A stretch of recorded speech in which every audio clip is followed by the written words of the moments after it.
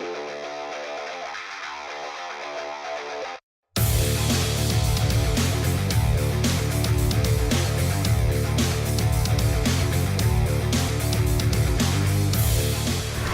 everybody, and welcome to another outstanding edition of the SoCal Prep Report with just straight along Moe and Bob Gibson over there on the far side.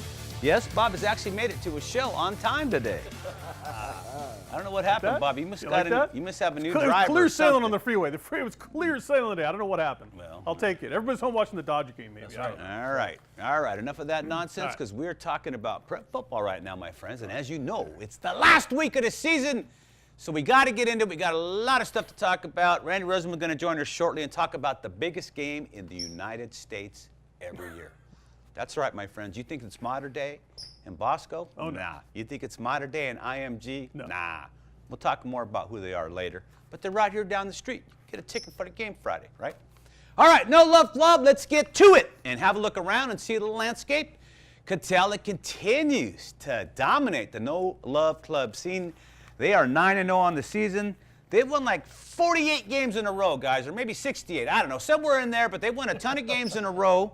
Now, didn't they actually make our top 10 last week? Yeah, they did. We'll talk about them in another minute, but they were 37-0 over Savannah this week. That was the only team to give them a challenge in their league. These guys going back to state, in my opinion, I think they're going to win the CIF championship again, but Bob, don't say nothing. Do not put the whammy on Catella. Hey, now. It's a great story. Garfield, number 2, 9-0, 56-0 over Huntington Park. Followed by South Hills, also 9-0, 49-14 over Los Altos. Wow. Heritage Christian had a bye. Otherwise, they might have lost. They might have dropped out of this thing, but they didn't. They had a bye. They're smart. Don't play. Don't move down. Don't move up. Northview, number 5, they were 45-0 over Roland of Roland Heights. Big Bears, the 7-1, they were 60-6 over Silver Valley, man. These guys are bad. Big Bear comes down the mountain with their big old bear, and they eat up people down here, and then they go back up. Why they're called Big Bear. Yeah, they just hors d'oeuvre people, man. Got to give it to the Bears up there. And Ocean View, they're 8-1 now. They lost to Laguna 38-21. But you know what? Ocean View was taking that football program, set a bunch of records this year. So they lost the game. So what? So they're 8-1. So they're number 7 on the SoCal Prep Report No Love Club. Rosenblum wants either Eagle Rock, Jefferson, Franklin, San Pedro. Randy, leave anybody out that should be there. So he wants them in there. He'll get his chance. Lobbying for another city section school. But I'm telling you right now, Garfield's the real deal. Roosevelt better watch out. But we're going to talk about that because Mo's got a differing opinion right now, right? SoCal Prep Report top 10 in the southern section now. This is crazy. A lot of changes here. All right. So Bosco, of course, is going to stay up at the top spot. They beat Santa Margarita 49-14. They got Servite this week. Nothing more than a speed bump for them. Corona Centennial continues to be number 2, probably one of the top. They're obviously one of the top 3 teams in the southern section. They beat King last night, or the other night, last week, 80-0. All right. You know. And it was 79-0 at halftime. So they scored 1 point in the second half, but you know, home run. They had to put somebody out of there. Mater Day, 7-2. They beat J. Sarah 42-7. They got Olu this week. Now, you know, we're going to talk about this in the matches, but just real fast, you know, Mater Day's got some issues, my friends. All right. Well, what issues? Bosco showed that Mater Day does have some issues. Now, Big issues. We'll see if Mater Day is able to clean that up as they get towards the playoffs. We'll talk about I it. have no doubt they will. I don't want to give too much away, so we'll get back to hear it. you. Oaks Christian, I don't know. They beat Calabasas. That was a close one. 21-13. That was a good matchup. Good matchup. Yeah. So Westlake is right on top. People wonder why Oaks Christian's not in the top 10 in the nation, because they struggled against a team like Calabasas, which is a good team, but they're not national quality. But they're in our top 10. They got to be okay. Yeah, but we're talking national picture here, my brother. That we weren't talking local, okay?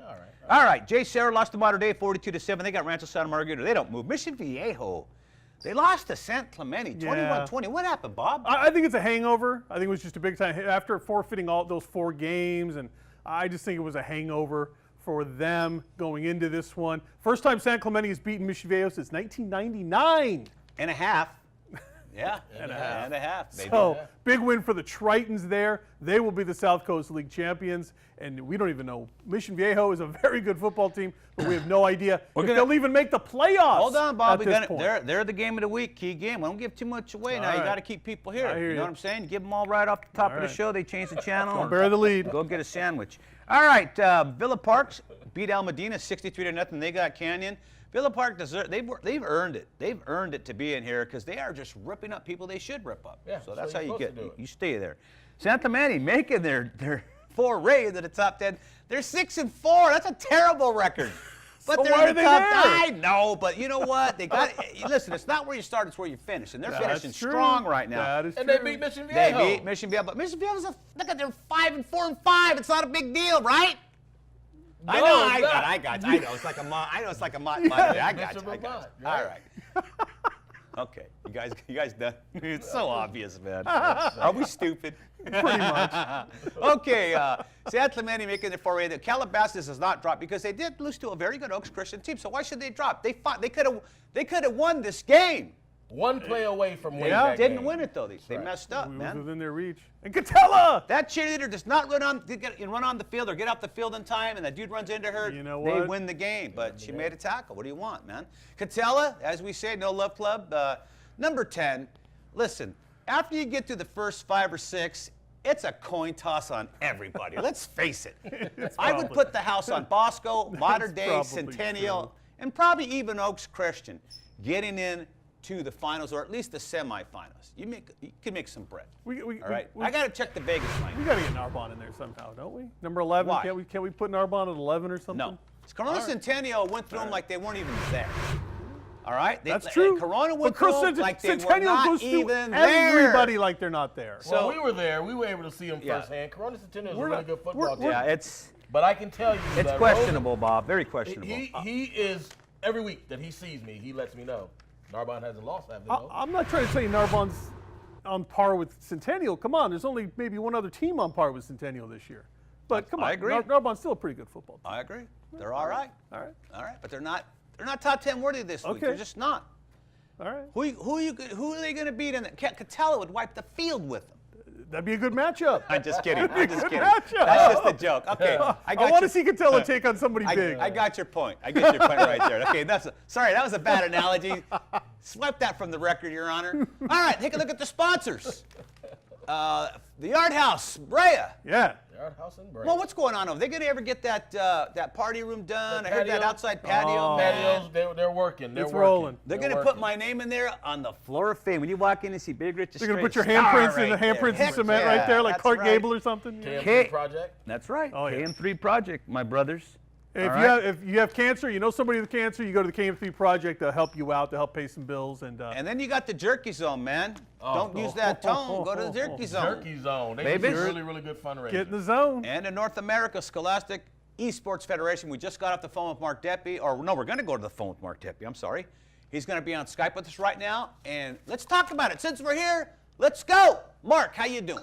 I'm doing great. Thanks for having me. You got to be happy and very busy at the same time because your league now is underway. Had a successful campaign last year, and now you're up and running again. Tell us what's going on.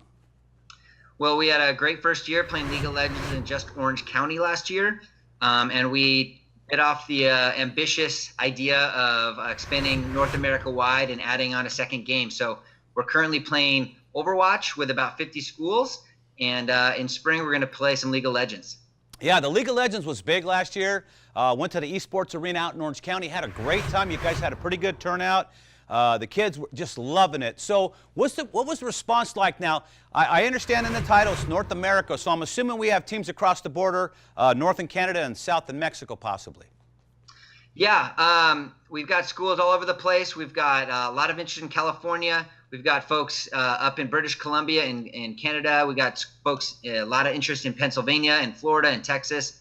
So it's really cool to see it proliferate around the United States. Now, what's the overall goal? You guys are going to eventually galvanize the leagues at the high school level and have this go because, I mean, we saw the response last year. It was pretty good.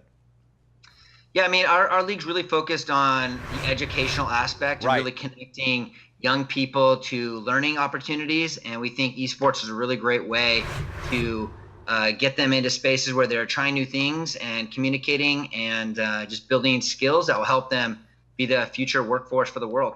Well, this is just, progress in the year 2018. These kids are going to be training for jobs that weren't available 20, 25 years ago. This is all new stuff. And these kids are going to be running this thing pretty soon. Yeah, we hope so. Yeah, you mentioned the jobs that don't exist yet. Our entry point for our league is really at the club level. And so by being a member of the club, you can be on the social media side, the marketing side. You can help shoutcast, create content, coach, analyze, and you can also compete. But we're really about exposing people to all the opportunities that can find out what really interests them and pursue that into college and maybe professionally. Okay, well, listen, Mark, we're going to check back with you in a couple weeks. Give out your information, anything you want to give to the general public so they can find you guys, see what's going on, and possibly get involved down the road. Yeah, we are in Overwatch right now, but if people want to sign up for League of Legends for the spring or any of our tournaments or access our resources, they can just sign up at esportsfed.org. And we have some great folks who will be in touch with you to help you through the paperwork and get signed up. All right, Mark, great interview. I appreciate it. We'll talk again in a couple of weeks. Sounds great. Looking forward to it. All right, that's Mark Deppe from the North America Scholastic Esports Federation. Exploring LA County's trails is now a click away. A mobile-friendly trail locator lets you discover all our county's scenic hikes. It features an interactive map that takes you inside the trail. From the elevation to the temperature, what you need to know is at your fingertips. Wondering if your dog, horse, or bike is welcome? It has that too. So discover some of LA's best-kept secrets and happy trails to you. All right, everybody, welcome back. And joining us now is Randy Rosenblum with the Los Angeles City Section. And Randy, the end of the year in Los Angeles City Section is always big because of Garfield and Roosevelt. But before we get to that, let's get to the other stuff. Yeah, we're going to start with Light Up the Scoreboard, which is one of my favorite segments because we get to see a lot of teams score a lot of points. Absolutely. And Linfield Christian really lit up the scoreboard. They scored 85 points, as you can see, against Western Christian. El Medina didn't show up, and Villa Park took them down 63-0. But we always score more than just a couple games when we talk about lots of scores. We have 3 other games we want to talk about. The Big Bear Bears, you talk about that. It's not easy to play the Bears this year. You have them in the No Love Club. We give them love again here with their victory over Silver Valley. Notre Dame of Riverside and Elsinore, you might think that the 70-56 score is the highest score of the week. No, it's not. There was another game in the LA City section. You see it down on the bottom there, 93-62. Above that, you have Birmingham over Chatsworth. But Randy, that's got to be basketball, dude. That's a basketball. So you got that out of the newspaper. You didn't check the box score. Somebody had 35 points. Somebody had 18. Right? Wrong? Am I kidding? Well, what happened is Lincoln scored a lot of points in the second half. They were way down in this. Randy, that's crazy, It is crazy. It was 69-55 at one point in the fourth quarter, so it was competitive. But, hey, give Wilson credit. They got a great performance from Holguin, their wide receiver, Jacob Holguin. He set a city record with over 300 yards and receptions, 5 touchdowns. Julian Hernandez, the quarterback, threw for 8 touchdowns and over 500 yards. But there on top, too, you have the Birmingham score, and that's not a surprise. Birmingham's one of the best teams in the LA City section. Chatsworth a little bit down in the West Valley. So, again, not a shocking result there. So that's our light up the scoreboard games. The Wilson game, is that the highest score in the city section of all time? Yes. It's the second highest score in the history of California. Wow, that's pretty good. There was one game in the central section with Porterville losing a long time ago where they scored more points than that. But that is the highest score in the history of the LA City section and the second highest in the history of California in its entirety. I also want to talk about the Eagle Rock Eagles. They're playing just tremendous football. You'll see in my poll I have them ranked very high. Franklin was undefeated coming into this game, as was Eagle Rock, and you can see this game was 35-0, 13 minutes into the contest. And when you talk to Coach Moran, Andy Moran at Eagle Rock, he'll say in his 21 years of coaching prep football, this team has the tightest chemistry of any squad he's ever coached. Nathan Corrales, his outstanding quarterback, rushed for 3 touchdowns and threw for 2 more. Rayford Turner's an outstanding running back, and their defense is very good. This is a great Eagle Rock team with terrific chemistry. Narbonne's my #1 ranked team, but you gotta say Eagle Rock is playing terrific football. Absolutely. Being undefeated at this juncture, and we don't normally think of Eagle Rock as a football power. Even in the city, this year they got it together, Randy. Well, Jerry Cho, a number of years ago, had some very strong teams at Eagle Rock, but they've been down, and now they've come back under Coach Andy Moran. Moran was a great coach at Southeast a number of years ago and got them into the finals and at Marshall, and they played Southeast and lost. He was at Marshall back in 2011. So Andy Moran has a great track record. He's old school, and he's done an unbelievable job at Eagle Rock. They've had winning records the last few years, but this is his best team, and as he says, in 21 years, this team has the best chemistry of any squad he's ever coached. All right, moving forward, what else we have this week? Well, we're going to have some great games coming up. Absolutely. These are the fun games. Garfield, Roosevelt. It has not been competitive the last 8 years. I mean, Garfield comes in as a substantial favorite.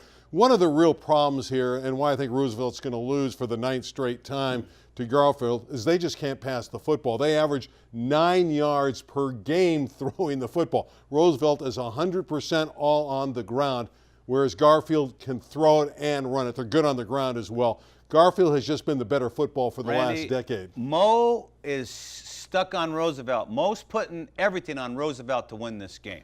Well, he may be stuck on Roosevelt, but unfortunately he's going to get stuck with a loss here because Roosevelt's not good enough to play with Garfield. They're going to blow him out again. It'll probably be over by halftime. This is a terrific Garfield team. When you talk with Coach Hernandez at Garfield, Lorenzo Hernandez, he felt coming in they would win the league. He was very quietly confident they would have an LA City power, and he's right. They are a very strong football team. Roosevelt's a decent high school team. They've improved their program, but they're not ready for the Garfield Bulldogs. You know, this game is always one of the most attended games in the United States. For a long time, it was the game. I mean, you know, they'd sell 30,000 tickets for a 24,000-seat stadium. You know what I mean? A lot of counterfeiting going on there in the hood.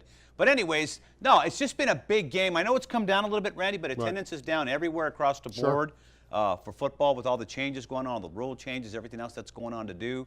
But we'll see how this one goes. It's still a big game, though. Still the biggest game in Southern California by far. It really is. It's the best rivalry west of the Mississippi. That's how it's billed. Let's put it in perspective. Modern Day and Bosco played for the mythical national champ. Let's face it. Actually, it's not mythical. They played on the field. Right. And I don't think they sold out the game because I saw the game and I saw some seating.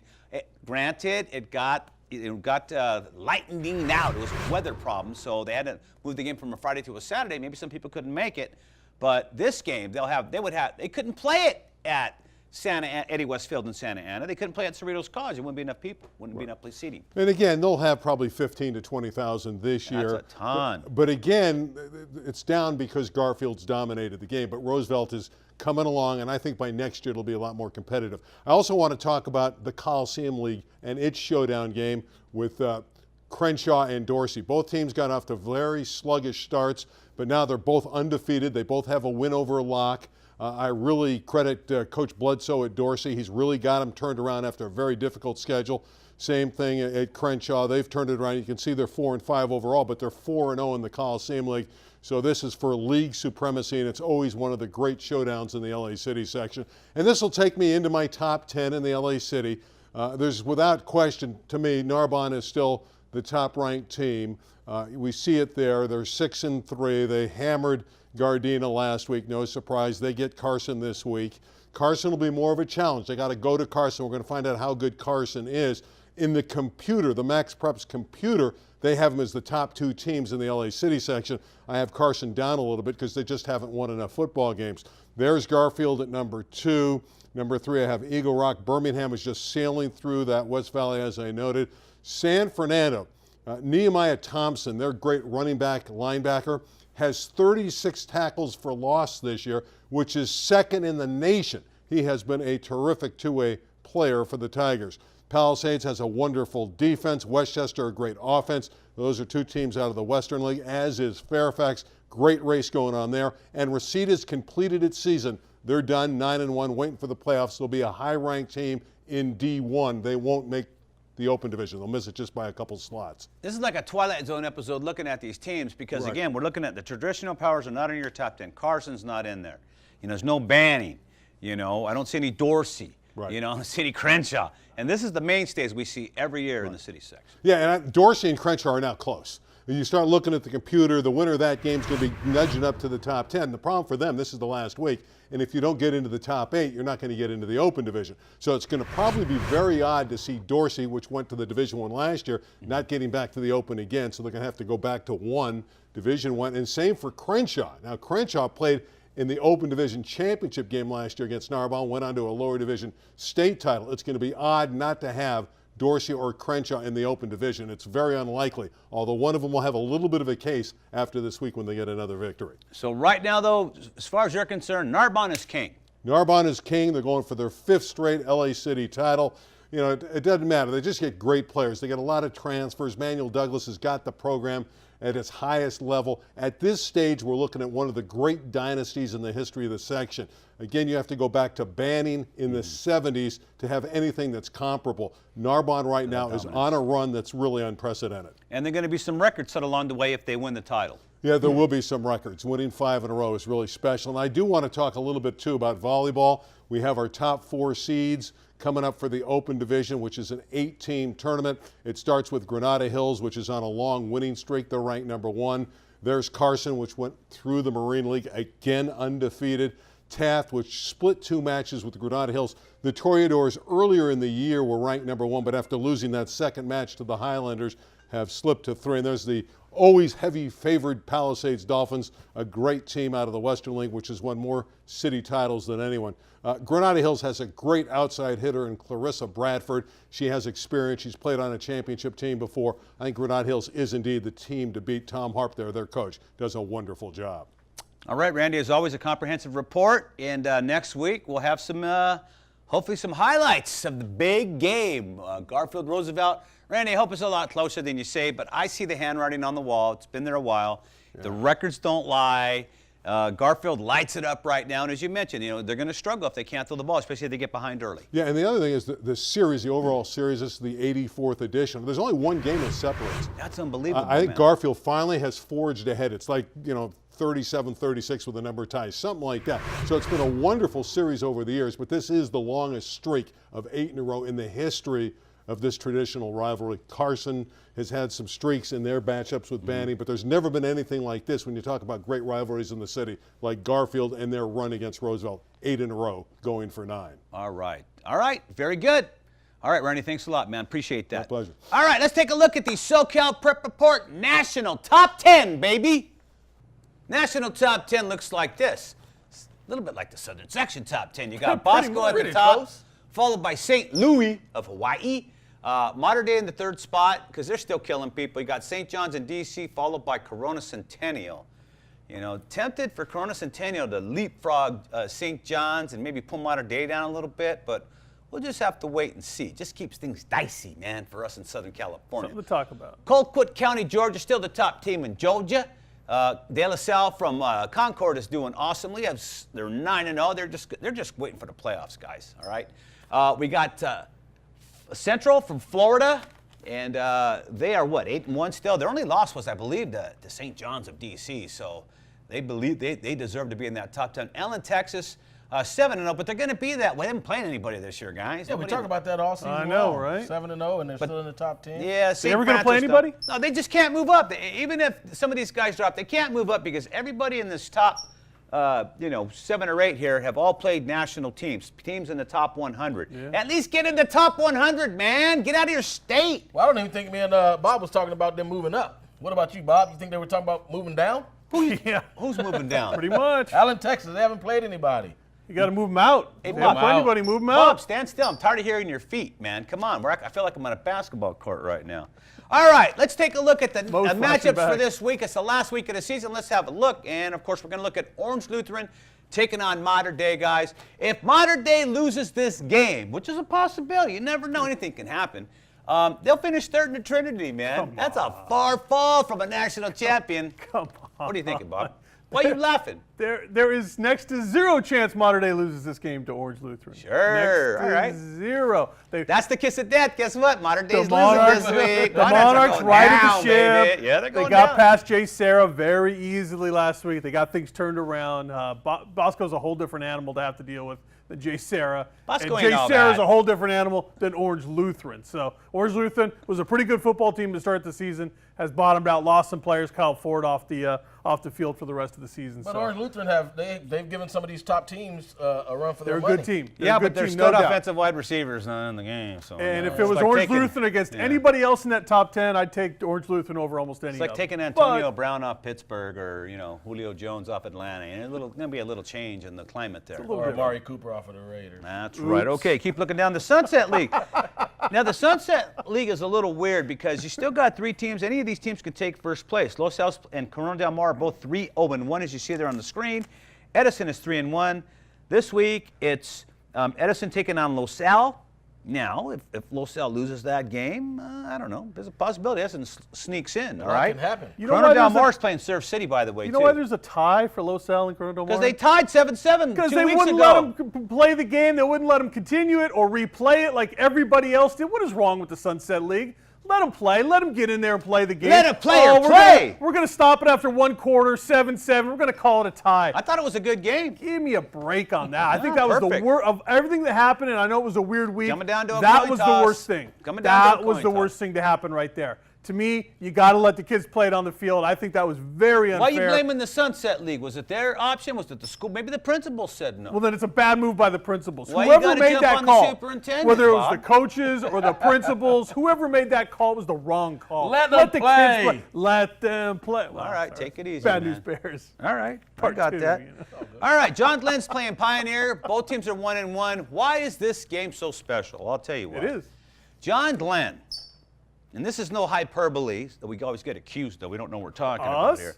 All right, it was almost since the dinosaurs walked the earth was the last time John Glenn was in the playoffs. So that takes you to Neanderthal times all the way to present day, all right? So anything in between counts, all right? Just making that clear so you guys stop whining. Got it. So John Glenn really hasn't been in the playoffs since, I think, '89, guys. Wow. And they had a piece of the league championship in the Suburban League. Since that time, not a peep. Not a peep. Ooh. If they win this game, guaranteed a spot in the playoffs for their first time in 37 years. You talk about a turnaround. You talk about a big turnaround in the program. That's 30 years ago, almost. Yeah. So, anyways, we'll see what happens. I mean, they still got to play the game, but they're favored. So that's why we have them up there. I like They it. deserve to be up there. Go get them, Glenn. The Eagles is what they're called. All right, the Suburban League. The funny thing about the Suburban League is this. Okay, Bellflower is the class of that league along with Mayfair. They're both in that area. Right. Problem is, when we had the big thunderstorm and they all got rained out, Lumrider got to play Bellflower the next day at 10 o'clock, and they handed it to Bellflower, which really shouldn't have happened. I don't know if some kids had other obligations that couldn't come to the game. This is what I'm hearing. Some key players. So Lumrider's probably going to make the playoffs if they win this week, and they're going to have a 2-8 record. Bellflower could be out, and they're going to be like 8-2. So what's going on, man? Well, but Suburban League's still undecided. The only team that's got a free ride in there is the team that already won the division, Mayfair High. All right. It's Justin Turner's team, Mayfair High. kind of confusing, isn't it? Not really. confusing. Oh. Very simple. Very simple indeed. A little confusing. All right. And that's how you guys are, though. You guys don't dig. All right? I dig. All right. Mission Viejo. They're 2-1. They're going to face Tesoro this week. Well, Mission Viejo's 4-5 overall. They lost last week. They lost 4 other games, and off the field. And Tesoro 6-3. So San Clemente, like Mayfair, is already the league champion. All right. So if Tesoro beats Mission Viejo might be a third-place team. They may not even get in the playoffs. They may not get in the Mission playoffs Viejo. at all because they won't have a 500 record. Yep. Got to be At least 500 to make the 4-6. playoffs. 4-6. 4-6 will not get you into the Maybe playoffs. they'll get it. Something they got in as in that large man. You got They're Mission Viejo in gonna the make the first playoffs. So round. and Mission that Viejo, who large was team. hammering, they hammered Upland early. They hammered a lot of teams early on. Imagine that team doesn't make the playoffs. Mission Viejo will make the playoffs. I can guarantee that. They'll beat. You can't Tesoro. guarantee anything. I can guarantee that and a win with Roosevelt over Garfield. Oh! Death and taxes is the only thing guaranteed in life, And, that's about just it, picked brothers. Well, look, here's what I'm going to say. Look, modern day and St. John Bosco, right? St. John Bosco kind of played bait all the way up into that game and then came out and whooped up on modern day. I'm just saying. You know what's going to happen. All right. And that's the last word here tonight. On behalf of my boy, Bob Gibson, we got Moe. Randy Rosenman's back there making faces at everybody, and I'm Roger Estrella saying so long from your friends here at the SoCal Prep Report. Join us next week, because next week we're going to be able to kind of tell you what's going on in the playoffs. That was a good one, too. And who knows what will happen, right? Go ahead, throw yourself at the camera. Go ahead, damage some equipment. You guys do this every week. You break stuff. Carla's going to fire both of you again. All right, everybody, good night. Thank you for watching.